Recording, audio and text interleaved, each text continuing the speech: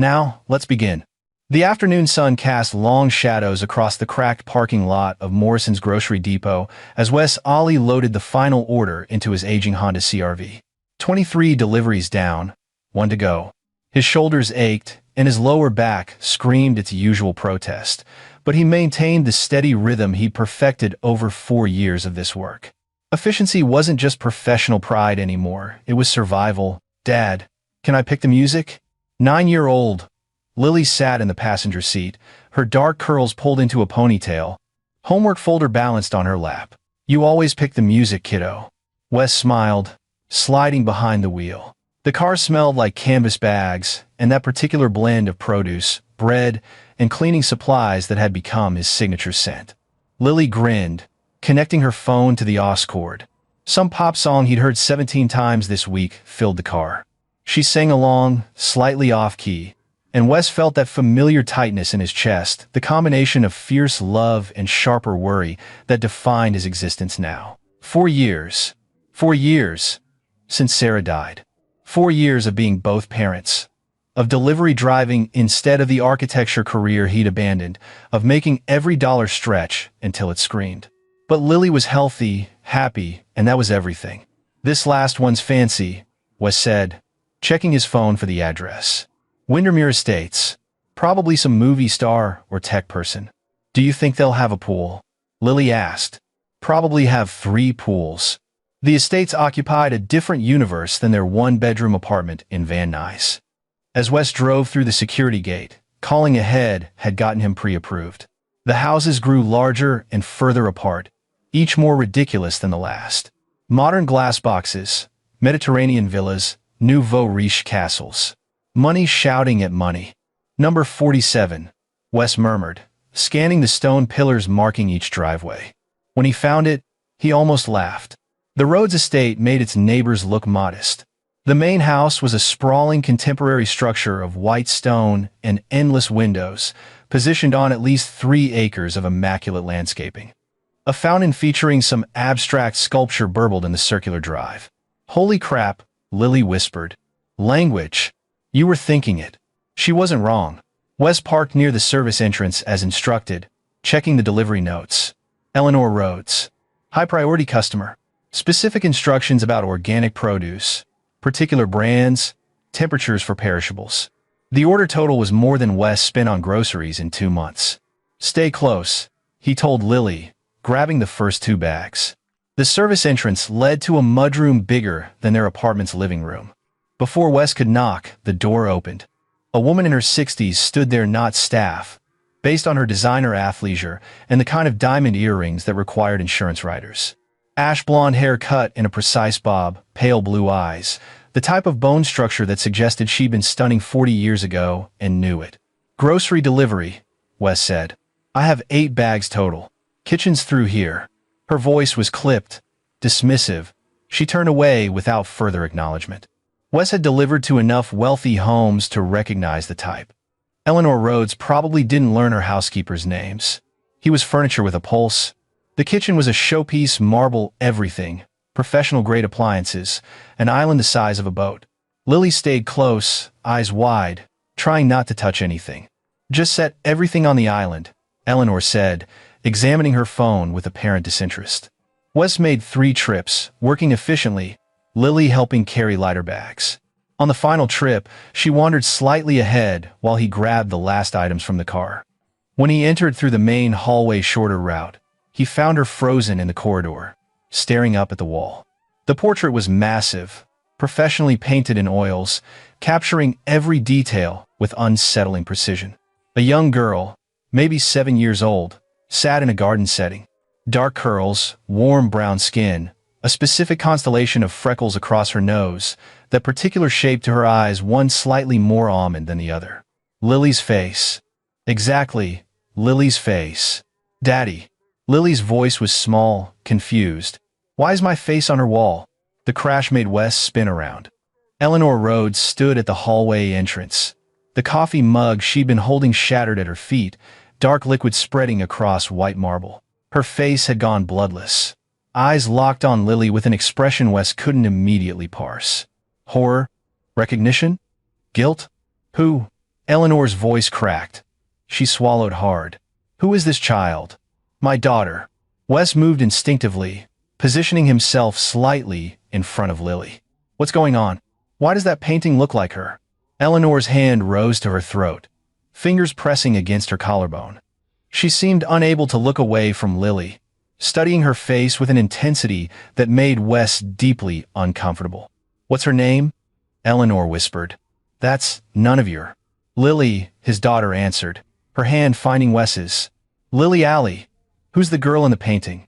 Something crumpled in Eleanor's expression. She stepped backward, nearly stumbling, catching herself against the wall.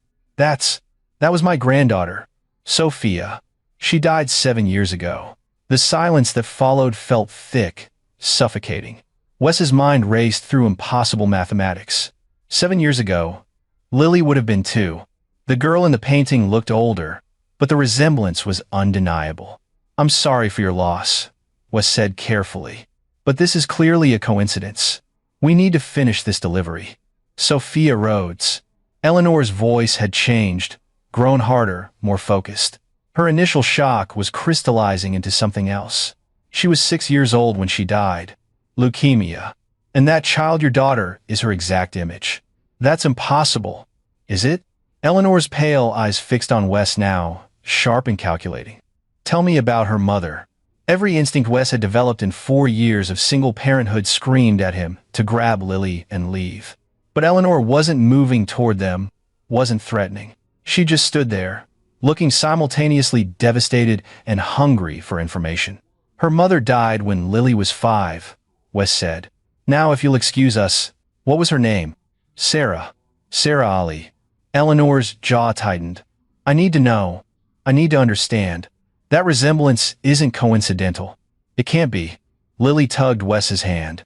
Dad, I'm scared. We're leaving. Wes guided his daughter toward the service entrance. Wait. Eleanor's command carried the weight of someone accustomed to obedience. I'll pay you $5,000 for 1 hour of your time, just to talk. Wes stopped, hating himself for it. $5,000. That was 2 months' rent, Lily's dental work, the car repairs he'd been delaying. It was also deeply wrong. Alarm bells ringing in every direction. Please, Eleanor added, and that word seemed to cost her something. 1 hour. I just want to understand. Wes looked down at Lily, then back at the portrait. The resemblance was impossible to dismiss. And there was something in Eleanor's face, beneath the wealth and ice queen exterior, that looked like genuine pain. 1 hour, he agreed, but my daughter stays with me the entire time. Eleanor nodded. Of course. Follow me. She led them to a sitting room that probably had a fancier name parlor. Drawing room, furnished with the kind of antiques that made Wes nervous. Eleanor gestured to a cream-colored sofa that probably cost more than his car. Tell me about Sarah, Eleanor said, taking a chair across from them. How did you meet? Wes hesitated, then decided the truth was easiest. UCLA. I was studying architecture. She was in nursing school. We met at a coffee shop, one of those horrible romantic comedy moments where I spilled my drink on her textbook. Despite everything, he smiled at the memory. She was beautiful, funny, way too good for me. We got married after graduation. And Lily? Born 3 years later. Healthy pregnancy, healthy baby. Sarah loved being a mother. His throat tightened. She was incredible at it. Eleanor leaned forward. What happened to her? Car accident. Hit and run. 5 blocks from our apartment. She was coming home from a night shift at the hospital. Wes kept his voice steady through practice. Never found the driver. She died at the scene. Which hospital? Why does that matter? Please. Providence St. Joseph. In Burbank. Something flickered across Eleanor's face. When exactly did she die? April 14th. 4 years ago. Eleanor stood abruptly, moving to a desk in the corner. She returned with an iPad, her fingers moving rapidly across the screen. She turned it to face Wes. The photograph showed a younger woman with Eleanor's bone structure and blonde hair. Beautiful, polished, holding a small girl with dark curls. My daughter, Victoria, Eleanor said, and Sophia. This was taken 6 months before Sophia got sick. Wes studied the photo. The little girl had the same features as the portrait, but alive, vibrant. And yes, she looked remarkably like Lily. But children could share features without being related. I still don't understand what this has to do with. Victoria died too. 9 years ago. Suicide. Officially. But I never believed it. Eleanor's voice was matter-of-fact, discussing tragedy like quarterly reports. She'd been struggling after Sophia's death, yes, devastated, but she was starting to recover. Had started working with a therapist, was making plans, and then suddenly she was gone. I'm sorry, but... And Sophia's father vanished 2 months before Victoria died. Marcus Cordova took off without a word, disappeared completely. Cordova. The name triggered something in Wes's memory, faint and distant. Had Sarah mentioned? My ex-husband Victoria's father used his resources to investigate. Eleanor continued. Found nothing. Marcus Cordova simply ceased to exist. No paper trail, no trace. Like he'd never been real. Lily shifted uncomfortably against Wes's side. This conversation had stopped being appropriate for a 9-year-old several minutes ago. Mrs. Rhodes, I appreciate your situation, but this is getting too heavy for my daughter. Where was Sarah from originally? The question, seemingly random, stopped Wes, cold. She didn't talk about her past much. Said her parents died when she was young. She'd been in foster care. Why? Did she have any medical records from before she met you? I don't. Wes's mind raced. She had documents for work, obviously, Social Security, birth certificate. What are you suggesting? Eleanor's eyes held his. I'm suggesting that perhaps Sarah Ollie wasn't who she claimed to be, that perhaps she had a past she was hiding, and that your daughter, that beautiful child sitting next to you, might be the only family I have left. The words hung in the air like smoke, impossible to dismiss but too incredible to accept. Wes felt Lily's small hand grip his tighter. That's insane, he said. You're saying Sarah was. What, your daughter? That's impossible. Victoria would have been, 20 years older than Sarah? Not Victoria. Eleanor's voice dropped. I'm saying, perhaps Sarah was connected to Marcus somehow. Perhaps she knew what happened to my daughter and granddaughter. Perhaps she was running from something. You're reaching. Am I? Explain the resemblance.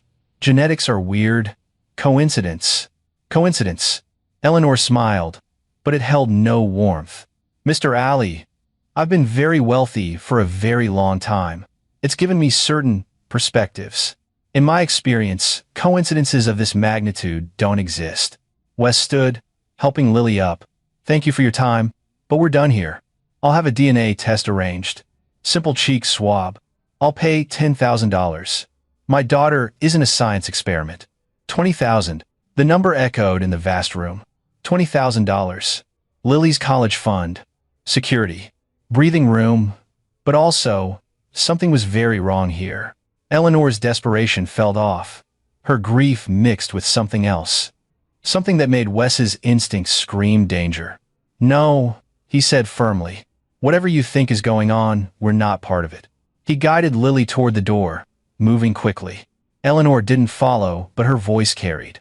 Mr. Ollie, I will find out the truth. One way or another, it would be better for everyone if you cooperated. Wes didn't respond, just got Lily out of that house as fast as possible. They drove in silence for 10 minutes before Lily finally spoke. Dad, what was she talking about? I don't know, baby. But don't worry about it. The girl in the painting really did look like me. Lots of people look similar. It doesn't mean anything. But even as he said it, Wes's mind was working. Sarah's vague past, the way she'd avoided talking about her childhood, the fact that she'd had so few photographs from before they met. He'd always assumed it was painful, losing her parents young, the foster system. He'd never questioned it. Should he have? That night, after Lily was asleep, Wes pulled out the box he kept in his closet. Sarah's things. He'd been through it 100 times in 4 years, searching for comfort, for connection. But now he looked with different eyes. Her birth certificate, Social Security card, nursing license, all legitimate looking. But how hard were those to fake if you had money and motivation? He found the one photograph Sarah had kept from childhood. A young girl, maybe 10, in a generic backyard. Sarah had claimed it was the only picture that survived her parents' house fire. Wes studied the girl's face. Could that be Sarah? The features were right, but it was hard to be certain. His phone buzzed. Unknown number. He considered ignoring it, but something made him answer. Mr. Ollie. Eleanor Rhodes's voice, smooth and cold. I wanted you to know that I've begun looking into Sarah's background. If she was hiding something, I will find it. You need to stop. I've also taken the liberty of consulting with my attorneys. California law is quite clear about grandparents' rights in certain circumstances. Ice flooded Wes's veins. Are you threatening me? I'm informing you of realities. If I can prove biological relationship to Lily, I have legal standing to pursue custody arrangements. You're insane. I'm desperate. I've lost everything that mattered to me. If that child is Sophia's, if she's blood. Eleanor's voice cracked slightly. I'll do whatever it takes. The line went dead. Wes sat in the dark of his apartment, Sarah's photograph in one hand, his phone in the other. Outside, Los Angeles rumbled with its endless traffic, its millions of stories. And somewhere in that vast machinery, the truth about his wife, his life, was waiting. Eleanor Rhodes had opened a door Wes wasn't sure he wanted to walk through, but standing still was no longer an option, not with Lily's future on the line. He needed answers, and he needed them before Eleanor's wealth and resources buried him completely. The photograph of young Sarah stared up at him, and for the first time, Wes let himself truly question, who had he really married? The next morning, Wes called in sick to work for the first time in 2 years. He dropped Lily at school. Her friend, Celia Hendricks's mother, Meredith Goodwin, had agreed to pick her up and drove to Providence St. Joseph Medical Center in Burbank. The HR department was tucked in a back hallway, sterile and bureaucratic. The woman behind the desk, Josephine Cobb, according to her nameplate, looked up with practiced administrative exhaustion. Help you? My wife worked here. Sarah Ollie. She died 4 years ago, and I'm trying to track down her employment records for estate purposes. The lie came easier than it should have.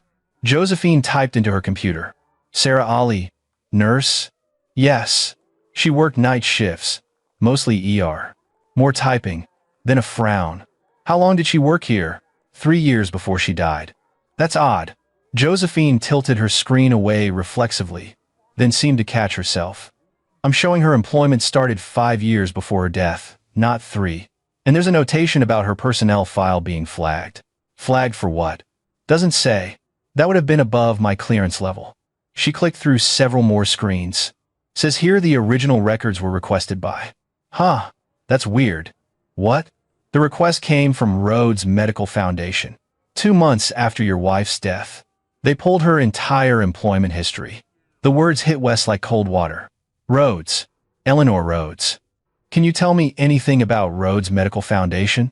Josephine lowered her voice. It's a research organization, very well funded. They work with various hospitals, including this one. Genetic disorders, cancer, that kind of thing. She glanced around, ensuring they were alone. Look, I probably shouldn't tell you this, but there were rumors back then. Some of the staff thought Sarah's accident wasn't an accident.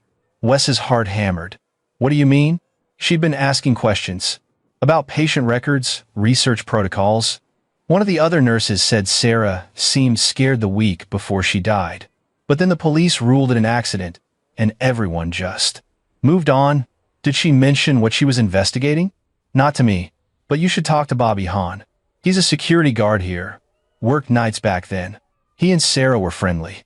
Wes found Bobby Hahn in the security office. A barrel-chested man in his 50s with kind eyes and a military bearing. When Wes explained who he was, Bobby's expression grew troubled. Sarah. God, I think about her sometimes. She was good people. I need to know what she was working on before she died. Josephine mentioned she'd been asking questions. Bobby glanced at the camera in the corner of the office, then gestured for Wes to follow him outside. They walked to the smoking area, though neither lit up. Sarah came to me about 3 weeks before she died, Bobby said quietly.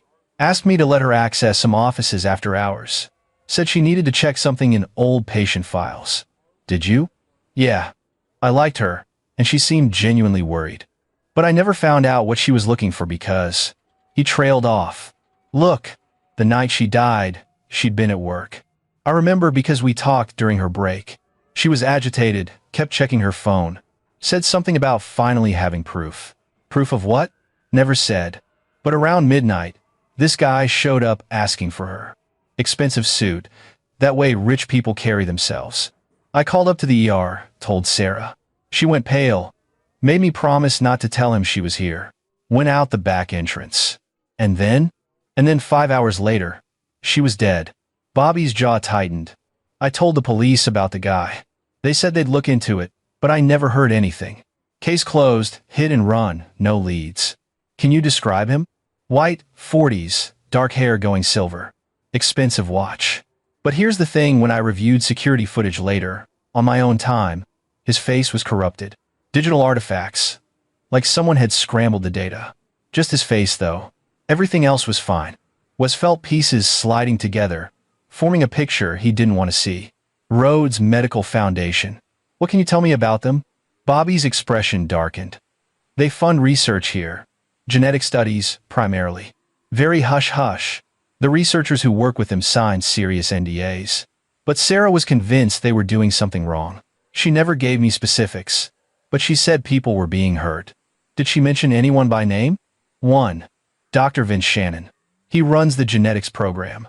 Sarah called him dangerous. Wes thanked Bobby and sat in his car, mind racing. Rhodes Medical Foundation. Eleanor's foundation, almost certainly. Sarah had been investigating them, and then she died. His phone rang. Unknown number again. Mr. Ali. A male voice this time, smooth and professional. My name is Ross Haas. I'm Mrs. Rhodes' attorney. We need to discuss the situation regarding your daughter. There's no situation. Mrs. Rhodes is prepared to offer you $300,000 in exchange for allowing DNA testing, and, should the results prove relation, establishing a shared custody arrangement. $300,000. Life-changing money. And all he had to do was let Eleanor Rhodes take his daughter. Tell Mrs. Rhodes to go to hell. Mr. Ali, I strongly advise. Wes hung up. Within an hour, his phone buzzed with an email. From Ross Haas. Subject line, legal notice. The attachment was a petition for grandparental rights. Thick with legalese, but the intent was clear. Eleanor Rhodes was going to court, claiming that new evidence suggested Lily might be her biological granddaughter, requesting court-ordered DNA testing, seeking visitation rights pending results. A hearing was scheduled for 2 weeks from today. Wes drove home in a daze, mind spinning. Eleanor was serious. She had resources, lawyers, determination, and if she proved any genetic connection, even distant, she might actually get custody rights.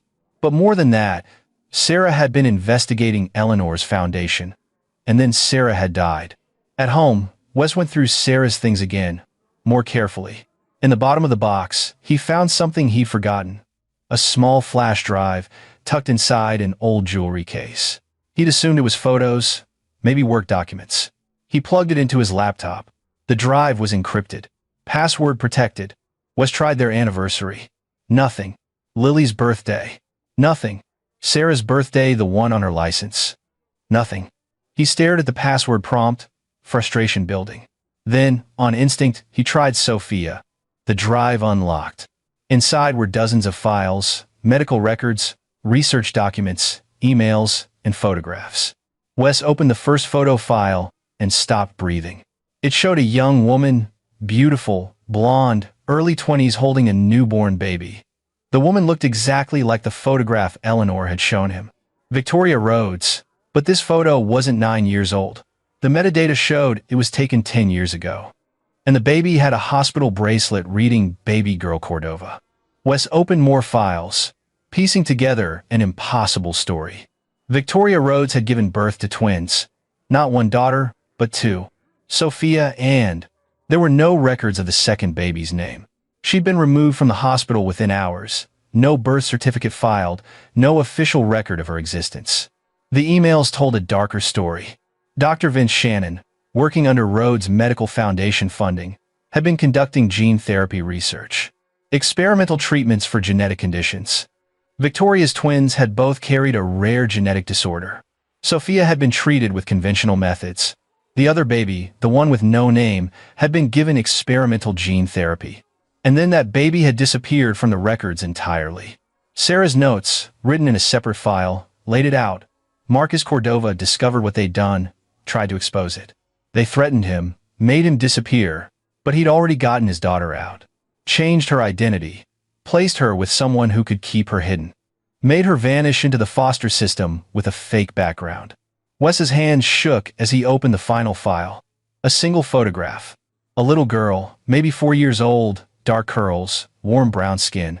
And next to her, a young woman who looked exactly like Sarah. But the metadata showed the photo was 15 years old. Sarah hadn't been in her mid-30s when she died. She'd been in her late 20s, she'd lied about her age. And the little girl in the photograph was labeled, Test Subject 7, Gene Therapy Trial, age 4. Understanding crashed over Wes like a wave. Sarah hadn't just been investigating Rhodes Medical Foundation. Sarah had been their victim, Victoria's missing daughter. The experimental baby who'd been hidden away, who'd grown up in fake foster care with a fake identity, who'd spent years trying to forget what had been done to her. And when she'd learned her twin sister Sophia was dying, that Sophia was being treated with conventional methods while Sarah had been used as a guinea pig, she'd started digging, started investigating, started gathering evidence to expose what Eleanor Rhodes and Dr. Shannon had done. And then they'd killed her for it. Lily wasn't Eleanor's granddaughter.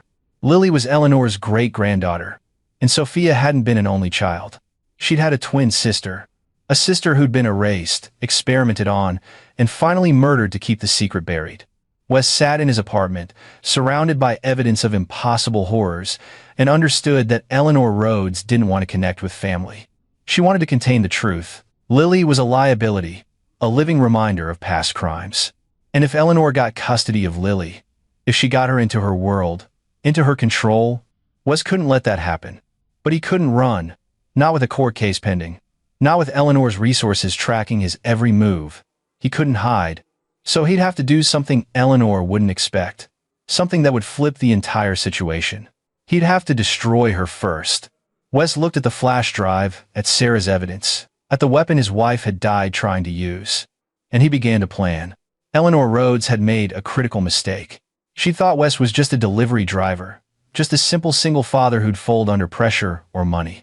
But before Lily, before Sarah, before delivery driving, Wes had been an architecture student who'd nearly switched to engineering. He understood systems, structures, how things fit together, how to find the weak point and bring the whole thing down. And Eleanor had just given him all the motivation he needed. The next 2 weeks would determine everything. Wes had that long before the court hearing. That long to build a case, gather more evidence, and figure out how to take down a billionaire who'd literally gotten away with murder. He started with Dr. Vince Shannon. Dr. Vince Shannon's home was in Pasadena, a modern, minimalist structure that announced its owner's wealth without vulgarity. Wes had spent 3 days researching the man, Rhodes Medical Foundation's lead geneticist, published researcher, respected in his field, and, according to Sarah's notes, the man who'd personally overseen the twin study that had destroyed her life. Wes didn't go to the house directly. He was smarter than that. Instead, he went to Shannon's favorite lunch spot, a farm-to-table place near Caltech, where the doctor ate every Tuesday and Thursday. Wes watched through the window as Shannon ordered his usual salad, worked on his laptop, checked his phone with practiced distraction. Wes walked in and sat at Shannon's table, uninvited. "Excuse me," Shannon started, annoyed. "My name is Wes Ollie. My wife was Sarah Ollie, and I know what you did to her." Shannon's face went carefully blank, the kind of neutral that screamed guilt to anyone paying attention. "I don't know what you're talking about." "Yes, you do. Twin study, 15 years ago. Victoria Rhodes's daughters.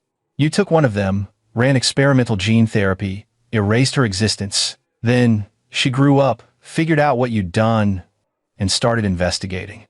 And someone killed her." Shannon closed his laptop slowly. "You should leave. I have all her research. Every file, every email, evidence of unauthorized human trials, medical fraud. And I'm guessing murder, though I can't prove that part yet.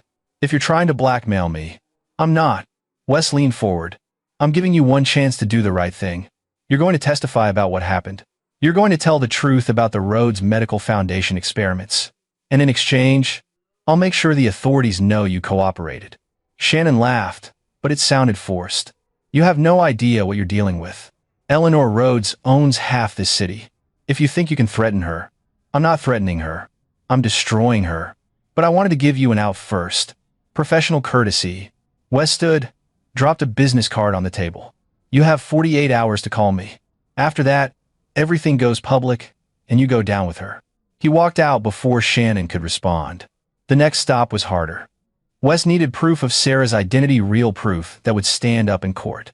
The flash drive had evidence, but he needed DNA, documentation, something irrefutable. He found help in an unexpected place.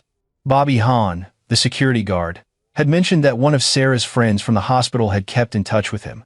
A nurse named Megan Watkins who'd worked the ER with Sarah and had always suspected something was wrong about her death. Wes met Megan at a coffee shop in North Hollywood. She was in her 40s, sharp-eyed, with the kind of weary competence that came from years of emergency medicine. Bobby said, "You found something," she said without preamble. Wes showed her the files on his laptop, watching her face cycle through shock, horror, and finally, anger. "Jesus," she breathed. "Sarah told me she had a complicated past. I never imagined." Did she ever mention Victoria Rhodes? No. But she did talk about her sister once. Said she'd had a twin who died young. It was the only time I ever saw her cry at work. Megan looked up at Wes. "I didn't know she was Victoria's daughter, but it makes sense. The way she was so interested in the genetics program, the question she asked about Rhodes' medical foundation. I need to prove it, definitively. Eleanor Rhodes is claiming Lily might be her granddaughter, but the truth is Lily is her great-granddaughter. Sarah was the daughter, Eleanor erased. Do you have Sarah's DNA? Just what's in old hairbrushes, things like that. Not sure if it's enough." Megan thought for a moment. Eleanor had a sample of Sophia's DNA stored at the hospital, part of the research database. If I can access it, we can prove the twin relationship between Sarah and Sophia. Can you do that? I shouldn't. Megan smiled grimly. But Sarah was my friend, and if what you're showing me is real, then someone needs to answer for this. It took Megan 2 days. She called Wes from a burner phone, voice tight. I got it. Ran the comparison myself. Sarah and Sophia were identical twins, 99.99% match. Which means Lily is Sophia's genetic niece and Eleanor's great-granddaughter. Can you document that? Already done. Printed reports, save the data on a separate drive. I'm probably going to lose my job for this, but fuck it. Some things matter more. The evidence was building. But Wes needed more. He needed witnesses, people who could testify to what Rhodes' medical foundation had done. The problem was that everyone who'd worked there 15 years ago had either moved on or been paid to stay quiet. Except for one person, Marcus Cordova, Victoria's ex-husband, the man who disappeared, the man who tried to expose everything. Sarah's notes had mentioned that Marcus had gotten his daughter to safety before vanishing. But they didn't say where he'd gone or how to find him. Just that he'd left a trail for those who knew how to look. Wes spent 2 days going through every document on Sarah's flash drive, looking for that trail, and finally found it in a series of email addresses. Encrypted conversations Sarah had saved. Messages that mentioned a friend in Texas who'd helped with placement, who'd created the foster care documentation that gave baby Victoria Cordova a new identity as Sarah Lawson, the name she'd used before changing it again to Sarah Ollie. The friend's name was Trevor Meadows. And a search showed he was a social worker in Austin who specialized in protective placements. Wes called him. It took 3 tries before Meadows answered. "Mr. Meadows, my name is Wes Ollie. I'm Sarah's husband." A long pause. "Sarah's dead. I know, but her daughter is alive, and Eleanor Rhodes is trying to take her. I need to find Marcus Cordova. Can't help you. Sarah left evidence. Everything Rhodes' medical foundation did, and I'm going to use it. But Marcus's testimony would make it irrefutable. Please." Another pause, longer this time. "If I tell you how to contact him, he might not answer. He's been hiding a long time. I'll take that chance." Meadows gave him an email address. "But I'm warning you, Marcus is damaged. What he saw, what they did to his family, it broke something in him. He might not be the ally you're hoping for." Wes sent the email that night, explaining who he was, what he knew, what he was trying to do. He didn't expect a response. He got one in 6 hours. "Meet me. Alone. Tomorrow night. I'll send location." The location turned out to be a parking garage in downtown LA, Third floor, 11 p.m. Every instinct, Wes had screamed trap, but he went anyway, parking his car and standing in the fluorescent-lit concrete cavern. A figure emerged from the shadows. Man in his 50s, gray hair, worn face, eyes that had seen too much. He moved with careful paranoia, constantly scanning the area. "You're Wes Ollie, and you're Marcus Cordova." Marcus studied him for a long moment. "Show me proof you have the evidence." Wes pulled up the flash drive contents on his phone. Marcus looked through the files, his expression growing more pained with each image. "That's my Victoria," he whispered at one photo. "And my girls. Both of them. Eleanor wants custody of Lily. She's claiming grandparental rights." Marcus laughed bitterly. "Of course she is. Eleanor doesn't want connection. She wants control. She wants to erase the last evidence of what she did. Then help me stop her. You don't understand what you're up against. Eleanor Rhodes doesn't just have money. She has connections. Politicians, judges, police chiefs. She's been covering this up for 15 years. You think she'll just let you expose her? I have evidence. I have witnesses. And she has power." Marcus grabbed Wes's shoulder. "Listen to me. When I tried to expose this, they made me disappear. They would have killed me if I hadn't run. They did kill. Victoria made it look like suicide. They killed Sarah. And they will kill you and take Lily if you give them the chance. Then what do I do?" Marcus released him. "Step back. You don't fight fair. You can't. Eleanor expects legal battles, courtroom drama. She owns that arena. You need to hit her where she's vulnerable." "Where's that?" "Her reputation. Her social standing. The things money can't directly buy, but takes years to build." Marcus pulled out a folder from his jacket. "I've spent 15 years gathering insurance. Names, dates, other victims of Rhodes Medical Foundation. There were more than just Victoria's twins. Dozens of unauthorized trials. All buried, all covered up. This is everything I have." Wes took the folder, felt its weight. "Why give this to me?" "Because I'm a coward. I ran. I hid. I've been living under a fake name, moving every few years, looking over my shoulder. But that little girl, Lily, she's my granddaughter.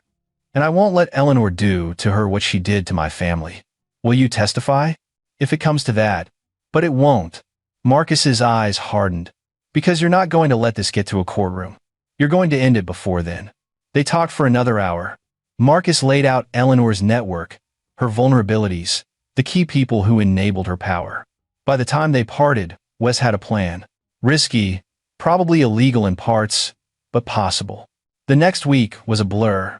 Wes moved carefully, building his case piece by piece. He reached out to other victims. Marcus had identified families who'd lost children to Rhodes Medical Foundation trials, researchers who'd been silenced, whistleblowers who'd been discredited. He found an ally in Josephine Cobb, the HR woman from the hospital, who quietly accessed more employment records showing irregular payments from Rhodes Medical Foundation to various staff members, hush money, essentially. He found another ally in a journalist named Gary Christian who tried to investigate Rhodes Medical Foundation 5 years ago and been shut down. Gary was eager for a second chance at the story. Wes coordinated with Megan Watkins to secure more medical evidence, with Bobby Hahn to get security footage from the hospital, with Trevor Meadows to document the false foster care placement. And slowly, methodically, he built a file that documented 15 years of medical crimes, fraud, and murder. 3 days before the court hearing, Wes received another call from Ross Haas, Eleanor's attorney. "Mr. Ollie, Mrs. Rhodes would like to extend a final settlement offer. $500,000 plus a trust fund for Lily's education in exchange for shared custody." "No. I must warn you, fighting Mrs. Rhodes in court is a losing battle. She has the resources to tell her to withdraw the petition, or everything goes public." "Excuse me? I have evidence of 15 years of crimes committed by Rhodes Medical Foundation, unauthorized human trials, medical fraud, murder, and I have multiple witnesses ready to testify. If she doesn't withdraw the custody petition by tomorrow morning, I'm releasing it all to the media." A pause. "That sounds like blackmail." "It's negotiation. She wanted to play hardball. Now, she knows I have a bat too." Wes hung up. That evening, Eleanor Rhodes herself called. "No more intermediaries. You have no idea what you're doing, she said, voice cold. If you release those files, you'll destroy more than just me. You'll damage every researcher, every foundation, every advancement that came from that work. That work killed my wife. It experimented on children. It deserves to be destroyed. Sarah was weak. She couldn't handle what needed to be done for science. Sarah was your granddaughter, and you treated her like a lab rat. Silence.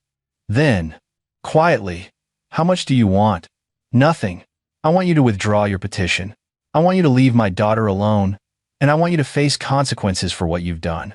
That's not going to happen. Then I'll see you in court, and afterwards, I'll see you in prison. Eleanor's laugh was sharp, brittle. You're a grocery delivery driver. I'm a billionaire philanthropist. Who do you think people will believe? The evidence doesn't care about wealth. Truth doesn't care about your reputation. And I'm willing to bet that when everything comes out, all those society, friends, and political connections will disappear faster than you can imagine. If you do this, I'll dedicate every resource I have to destroying you. You already destroyed me when you killed my wife. The difference is, I have nothing left to lose. Wes ended the call. The next morning, Eleanor did not withdraw her petition. So, Wes released the files. Gary Christian's article dropped online at 6 a.m. Billionaire heiress's dark legacy, illegal medical trials, covered-up deaths, and a 15-year conspiracy. By noon, it had been picked up by national outlets. By evening, it was leading news broadcasts. The evidence was damning: medical records, emails, testimony from Marcus Cordova, DNA proof of Sarah's real identity, documentation of unauthorized trials. Rhodes Medical Foundation's board called an emergency meeting. Eleanor's charitable organizations issued statements distancing themselves. Politicians who'd accepted her donations suddenly couldn't remember her name. The custody hearing was postponed indefinitely as the DA's office announced an investigation into Rhodes Medical Foundation's practices. Dr. Vince Shannon, presumably seeing which way the wind was blowing, reached out to Wes and agreed to cooperate with authorities in exchange for leniency. Within a week, Eleanor Rhodes was facing criminal charges. Medical fraud, conspiracy, wrongful death. The list grew daily as more victims came forward. But Eleanor wasn't done.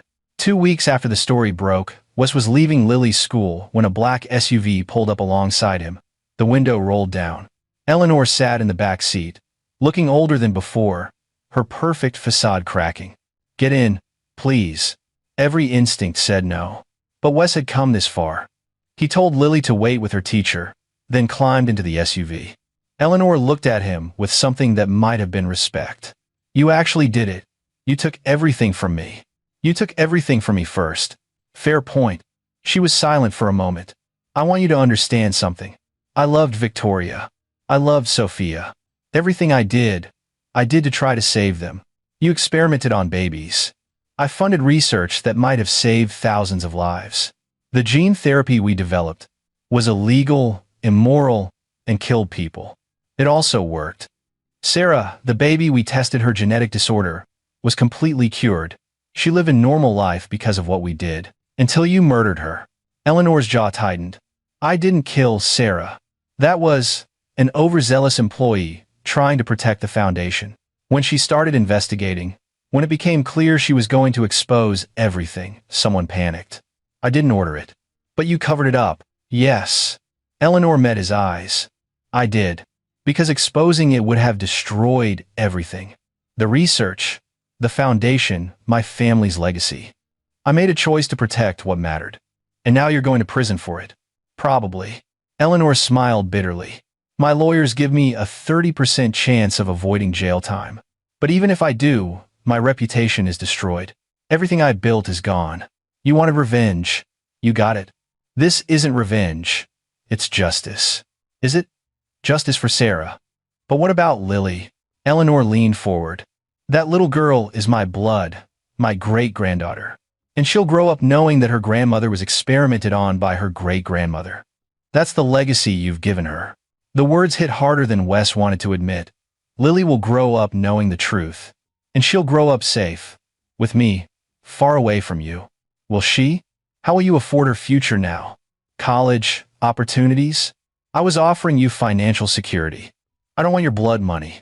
Eleanor reached into her bag, pulled out an envelope. This isn't about money anymore. This is a trust fund in Lily's name. $5 million. She can't access it until she's 25, and neither can you. It's for her future. Nothing more. I don't want. It's already done. The trust is irrevocable. It's not contingent on anything. It's just an old woman trying to do something right before everything falls apart. Wes took the envelope, opened it. Legal documents, exactly as Eleanor described. No strings, no conditions. Why? Because whether you believe it or not, I did love my family. I made terrible choices trying to protect them. I did unforgivable things. But Lily is the last piece of Victoria and Sophia in this world. And I want her to have chances I can't give her now. Eleanor's voice cracked. I know I don't deserve forgiveness. I'm not asking for it. But please, let her know someday that at the very end, I tried to do right by her. The SUV stopped. They were back at the school. Wes climbed out, envelope in hand, feeling more confused than victorious. Eleanor wasn't a cartoon villain. She was a person who'd made catastrophic choices and destroyed lives in pursuit of what she thought was noble. It didn't excuse anything, but it complicated the narrative he'd been telling himself. As the SUV pulled away, Wes returned to Lily, who ran up and hugged him. Was that the mean rich lady? She asked. Yeah. Are we in trouble? No, baby. We're safe. She's going away. Good. Lily took his hand. Can we get ice cream? Absolutely.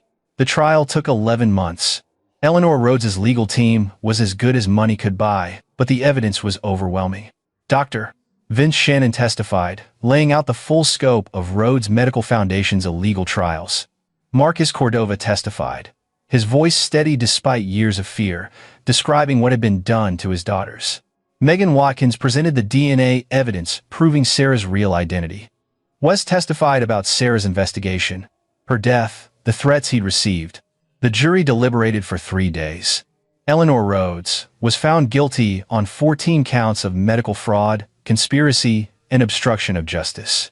The wrongful death charges were harder to prove. The connection to Sarah's death remained circumstantial, but the judge sentenced Eleanor to 25 years in prison based on the combined convictions. At 68 years old, Eleanor would likely die behind bars. The Rhodes Medical Foundation was dissolved. Its assets were liquidated, with funds going to victims of the unauthorized trials. Multiple researchers faced disciplinary action from medical boards. Ross Haas, the attorney, was disbarred for his role in the cover-up. Wes watched the verdict from the gallery, Lily beside him. Marcus sat on his other side, tears streaming down his weathered face. It's done, Marcus whispered. Victoria, Sophia, Sarah, they can rest now. Lily tugged Wes's sleeve. Is the bad lady going to jail? Yes. For how long? A very long time. Good. Lily settled back, satisfied with this answer. She didn't fully understand what had happened, what Eleanor had done, but she understood safety. She understood that the woman who'd scared them was going away. That evening, back in their apartment, Wes finally allowed himself to breathe. The trust fund Eleanor had established for Lily sat in a bank, growing, ensuring his daughter's future. He'd returned to work at a different delivery company, one that paid better after his story had gone public and various organizations had reached out with job offers. He'd even started sketching again. Architecture designs, just for himself. Maybe someday he'd return to school, finish the degree. Maybe not. For now, he was content being Lily's father, working hard, building a normal life. Sarah's flash drive sat in a safe deposit box, along with all the evidence. Wes visited occasionally, just to remember, to honor what Sarah had tried to do, what she'd sacrificed. A year after the trial, Wes received a letter from prison. Eleanor Rhodes' handwriting, shaky but legible. Mr. Ali, I don't expect forgiveness. I don't deserve it. But I wanted you to know that I've spent every day of my incarceration thinking about the choices I made. About Victoria, about the babies I used for my research, about Sarah. I told myself I was pursuing science, saving lives, doing something meaningful. The truth is, I was playing God, and I destroyed more than I ever saved. Thank you for stopping me. Thank you for making sure Lily is safe. And thank you for exposing the truth, no matter what it cost you. I hope your daughter grows up strong, happy, and free of the sins of her ancestors. Eleanor Rhodes. Wes read the letter once, then filed it away. Eleanor's remorse didn't change what she'd done, but it was something. Marcus Cordova became a regular presence in their lives. Not exactly a grandfather, too much trauma, too many years lost, but family nonetheless. He taught Lily about Victoria and Sophia, keeping their memory alive in ways that honored their lives rather than their tragedy. On the 4th anniversary of Sarah's death, Wes took Lily to the cemetery. They placed flowers on her grave, and Wes told Lily stories about her mother, the real Sarah, the brave woman who'd fought to expose corruption despite knowing the cost. She was a hero, Lily said, 9 years old, and trying to understand complicated adult concepts. Yes, Wes agreed. She was. Are you a hero too? Wes smiled. I'm just your dad. I did what any parent would do, protected their kid. By putting the bad guy in jail. By not giving up. By fighting for the truth. Lily considered this, then nodded seriously. When I grow up, I'm going to be like you and Mom. I'm going to help people and stop bad guys. You can be anything you want, kiddo. They stood together in the cemetery, father and daughter, survivors of a conspiracy that had tried to erase them. But they'd won. They'd survived, and they'd made sure the truth came out. As they walked back to the car, Lily slipped her hand into Wes's. Dad? Yeah? I'm glad the lady in the painting wasn't me. I'm glad I'm just Lily. Me too, baby. Me too.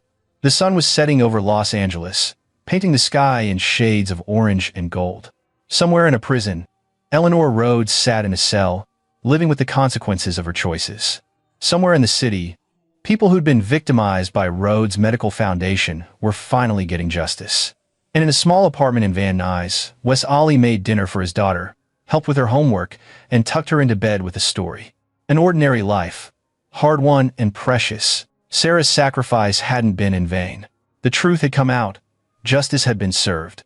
And Lily Ollie was free to grow up as herself, unburdened by the dark legacy that had tried to claim her.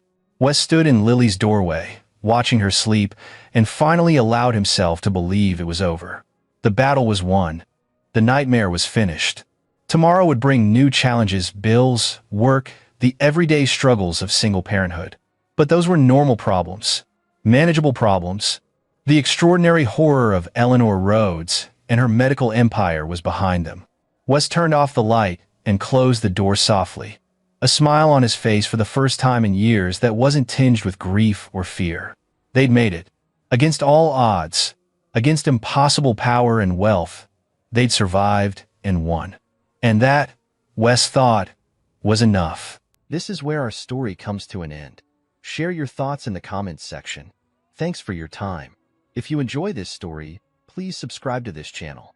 Click on the video you see on the screen, and I will see you there.